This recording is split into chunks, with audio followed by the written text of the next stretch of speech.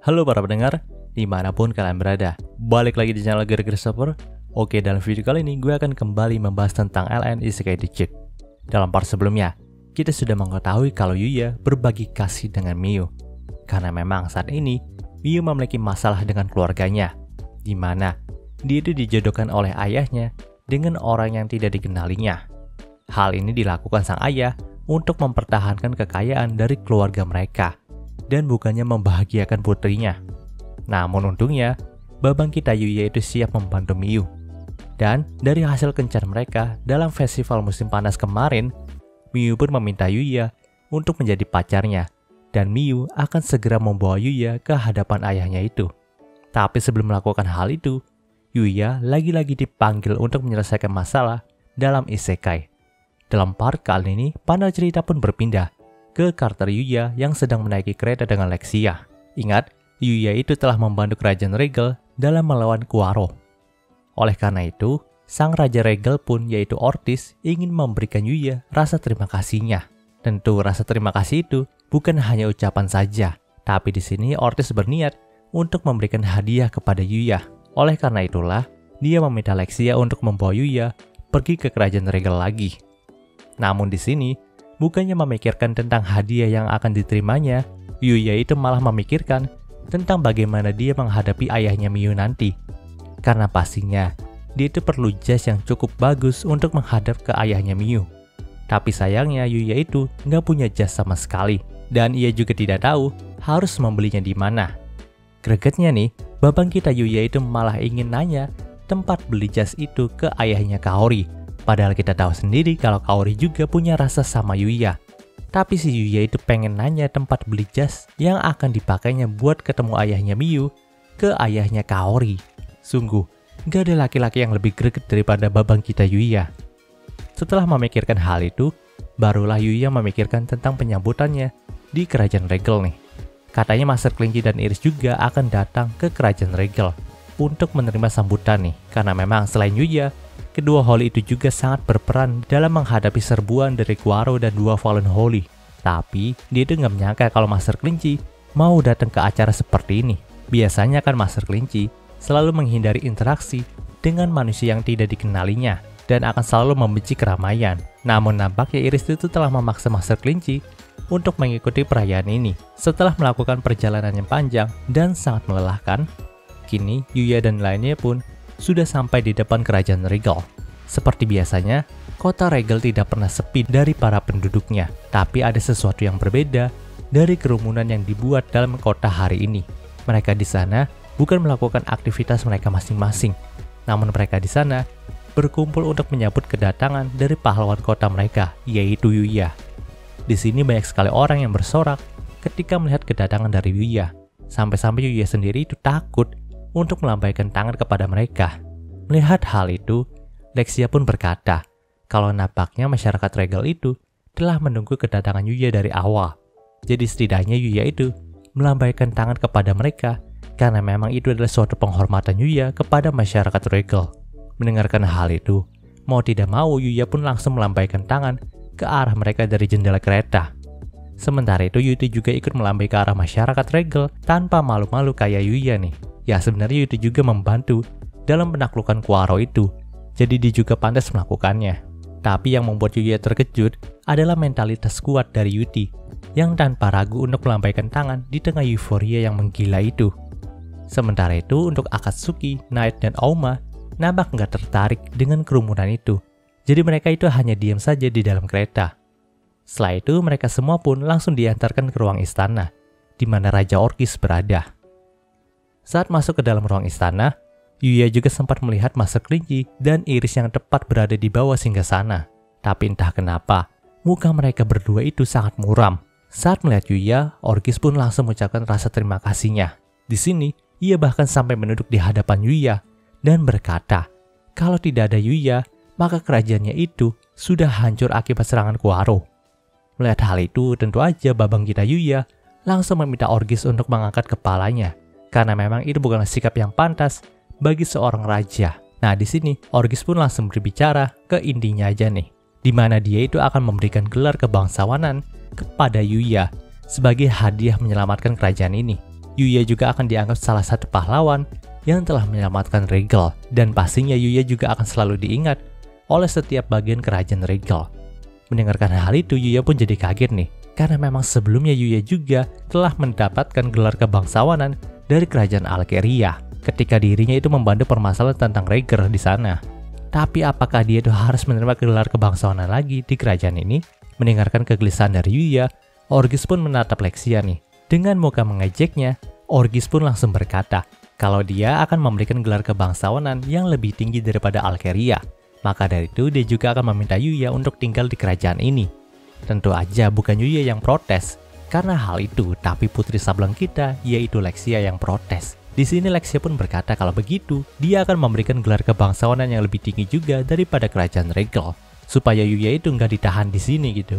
Nah, perkataan Lexia itu menjadikan pertemuan itu sebagai kompetisi memberikan gelar di antara Lexia dan Orgis.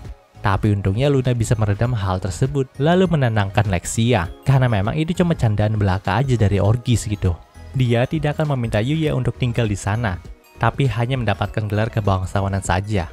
Setelah pembicaraan itu selesai, Iris pun langsung akan bicara nih. Apakah mereka itu boleh melanjutkan percakapan sebelum Yuya itu datang ke sini?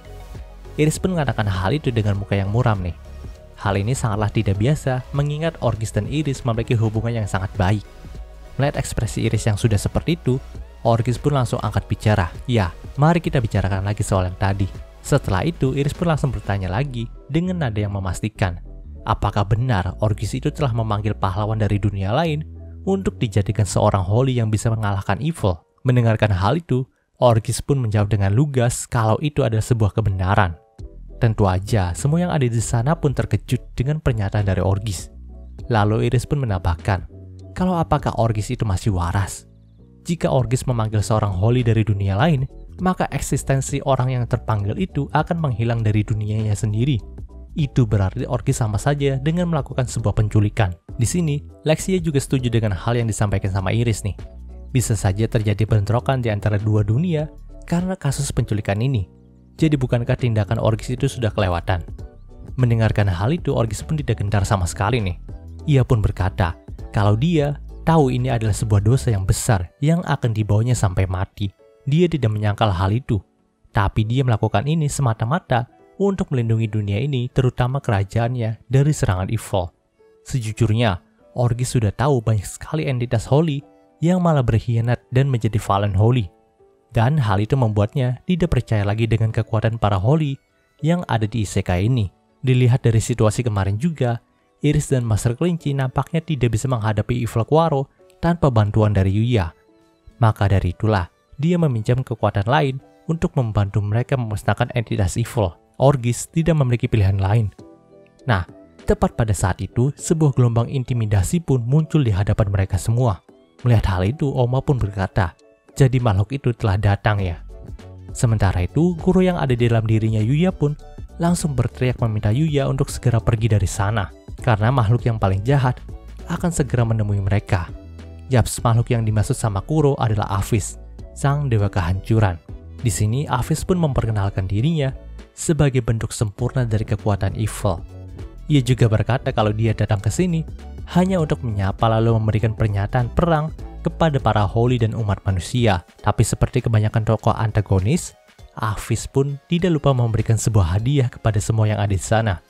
Kemudian sebuah bola energi yang terbuat dari kekuatan Evil pun muncul dalam ruang istana itu, dan Aphis berniat melemparkannya kepada Orgis. Tapi untungnya, baik Iris dan Master Kelinci itu masih mau menyelamatkan Orgis, walau Orgis sudah mengecewakan mereka. Di sini, Iris dan Master Kelinci pun langsung buat barrier yang terbuat dari semua energi Holy mereka untuk menahan bola raksasa energi Evil itu. Namun sebagai gantinya Iris dan Master Kelinci yang menahan bola kekuatan Evil itu, mereka pun harus terluka parah dan tidak bisa bergerak lagi. Selain serangan tadi, Aphis juga memberikan hadiah kedua kepada mereka. Di sini, ia pun berkata kalau sebentar lagi, ratusan Evil Beast akan muncul untuk menghancurkan kerajaan Regal. Setelah mengatakan hal itu, Aphis pun langsung pergi dari sana. Melihat situasi yang semakin gawat, membuat Yuya harus bertindak cepat di sini. Ia pun langsung meminta Knight, Yuti, dan Akatsuki untuk mengatasi masalah yang ada di dalam ruang istana. Sementara Yuya akan pergi ke kota untuk memusnahkan Evil Beast yang menyerang. Panel cerita pun berpindah ke dalam kota Regal. Saat Yuya sampai di sana, keadaannya sudah kacau teman-teman, di mana sudah banyak sekali evil beast yang menyerang warga kerajaan Regal. Melihat hal itu, Yuya pun langsung mengeluarkan Omni Sword miliknya untuk membasmi satu persatu dari evil beast yang ada di sana. Namun nampaknya, jumlah evil beast yang menyerang terlalu banyak, sehingga Yuya itu merasa kalau mustahil baginya untuk menyelamatkan kota ini. Tapi pada saat itu, ada sebuah suara yang memanggil Yuya dari belakang, sambil memusnahkan evil beast yang ada di hadapan Yuya dengan sebuah jimat. Ternyata, itu adalah gadis kuil yang ditemui sama Yuya saat liburan ke pantai yang lalu. Ya, dia adalah Kagurasaka. Tentu aja Kagurasaka pun terkejut nih ketika melihat Yuya berada dalam isekai ini juga. Sambil melawan semua evil beast yang ada di sana, Kagurasaka pun bercerita kalau dia dipanggil ke dunia ini oleh Raja Regal untuk membantu mereka melawan kekuatan evil. Pada awalnya dia tidak mau melakukan hal itu, karena memang dia seperti sedang diculik sama orang lain aja gitu. Namun ketika melihat kalau dunia ini sedang kesusahan, akhirnya Kagurasaka pun bersedia untuk membantu. Pada akhirnya, Yuya dan Kagurasaka pun langsung bekerja sama untuk memusnahkan evil beast yang menyerang di sana. Ketika Yuya memusnahkan salah satu evil beast yang menyerang seorang ibu dan anak, tiba-tiba aja Yuya itu mendapatkan sebuah title dan skill baru yang bernama King of Holy.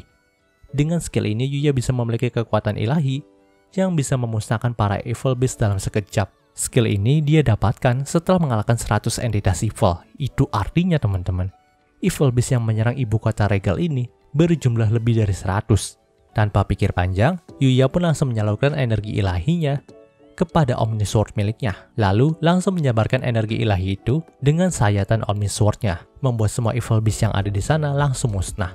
Setelah pertarungan itu selesai, Kagurasaka pun lanjut bercerita kepada Yuya nih, kalau sejak saat dirinya dipanggil dalam isekai ini, dia telah pasrah untuk menghabiskan sisa hidupnya dalam dunia ini. Karena gak ada jalan pulang untuk dia kembali lagi ke bumi. Kenapa nasib seperti ini menimpa dirinya? Padahal dia hanyalah seorang gadis kuil biasa. Namun kenapa dewa memberikan nasib seperti ini kepada dirinya? Tapi dia tetap merasa senang ketika melihat Yuya juga terpanggil dalam isekai ini sebagai seorang pahlawan. Setidaknya ada satu orang yang dia kenal dari bumi, jadi dia itu tidak sendirian lagi. Mendengarkan hal itu, Yuya pun menggaruk kepalanya dan berkata nih, kalau sebenarnya dia tidak terpanggil ke dunia ini sebagai seorang pahlawan.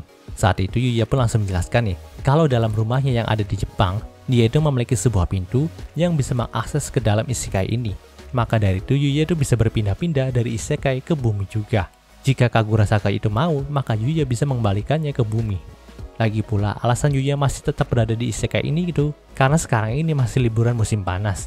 Jika liburan musim panas sudah selesai, maka Yuya itu akan kembali ke bumi.